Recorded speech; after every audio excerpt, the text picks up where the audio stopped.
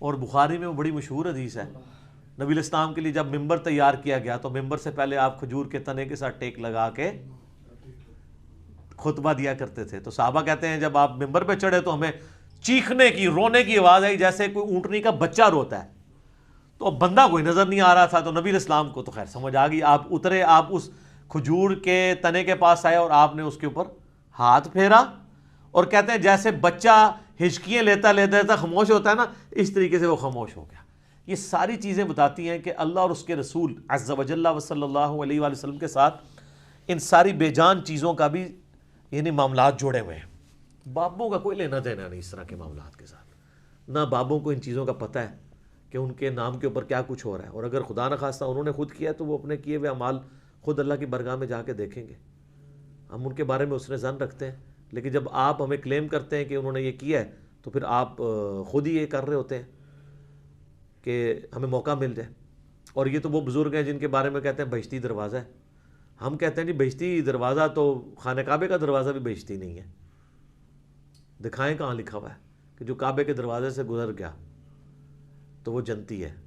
اگر یہ کہنے جنتی ہے تو ان کو یہ جو امام کعبہ ہیں اور عرب کے حکمران ہیں جن کے پیچھے آپ کہتے ہیں نماز ہی نہیں ہوتی، وہ تو ہر دفعہ 2 دفعہ گزرتے ہیں، وہ کہتے نہیں وہ ناستے نہیں ہے. تو سر تھوڑے ہستے بھی کوئی نہیں، اپنے اعمال کے مطابق انسان اٹھایا جائے گا. جنت کا ٹکڑا ہے نا تو وہ ریاض الجنہ بخاری مسلم میں آتا ہے، میرے گھر سے میرے ممبر تک جنت کا ٹکڑا ہے، جس پہ امام بخاری نے باب باندھا ہے قبر رسول سے ممبر رسول جنت کا ٹکڑا ہے، کیونکہ پریکٹیکلی اس وقت قبر رسول ہے وہاں پہ حجرہ عائشہ میں سلام اللہ علیہ. حضرت سیدنا ابوبکر اور سیدنا عمر کی قبریں بھی ہیں رضی اللہ عنہما وعلیہم السلام. وہ جنت کا ٹکڑا ہے. انہوں نے پاکستان میں بہشتی دروازہ بنایا ہوا ہے، کہتے ہیں جو گزر جائے جنتی ہے. وہ کہتے ہیں نبی علیہ السلام خواب میں آئے تھے، اشارہ کر کے چلے گئے تھے. یار نبی علیہ السلام نے تو کہیں حضرت علی کو اشارہ نہیں کیا کہ تیرے گھر کی جو دہلیز پہ آ جائے گا وہ جنتی ہو جائے گا، حضرت فاطمہ کی دہلیز پہ آ جائے گا، جو واقعی لاڈلے تھے.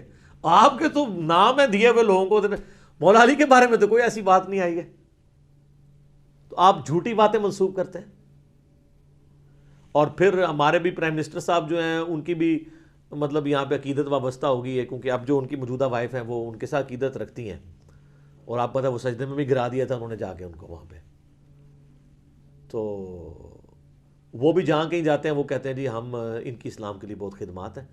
میں کہتا ہوں اسلام کے لیے خدمات ہیں تو کوئی قرآن کا ان کا ترجمہ دکھائیں نیٹو لینگویج میں، کوئی بخاری کا ترجمہ، مسلم کا ترجمہ. خدمات تو علمی ہوتی ہیں نا. نبی علیہ السلام کو تو کہا گیا قل رب زدنی علما، اے نبی دعا کریں اللہ میرے علم میں اضافہ کر دے. جن لوگوں نے قرآن کا ترجمہ 1000 سال میں نہیں کیا، بخاری مسلم کا ترجمہ نہیں نیٹو لینگویج میں کیا تاکہ لوگوں کو پتہ چلے اس میں کیا لکھا ہے، وہ کون سی اور خدمات کرتے رہے. کہتے ہیں کلمہ پڑھایا.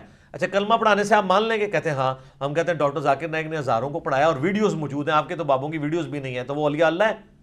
کہتے ہیں نہیں. تو پھر ہم آپ والوں کو کیوں مانیں؟ تصوف تو ہندوؤں کے ہاں بھی پائی جاتی ہے، مسٹسزم ایک پورا الگ سے ایک اسکول آف تھاٹ ہے. عیسائیوں میں بھی رہبانیت کی شکل میں ہے، بدھسٹ میں بھی موجود ہے، مسلمانوں میں بھی موجود ہے. اس کا اس سے کوئی تعلق نہیں کہ یہ ٹرو ریلیجن ہے. ٹرو ریلیجن وہی ہے جو کتاب و سنت ہے، جو حجۃ الوداع کے موقع پر چھوڑا کتاب و سنت، اور غدیر خم پہ کتاب اللہ اور اہل بیت، جو مسلم شریف میں اوپر تلے 4 احادیث ہے. باقی تو سب لوگوں کی منہ شگافی ہے.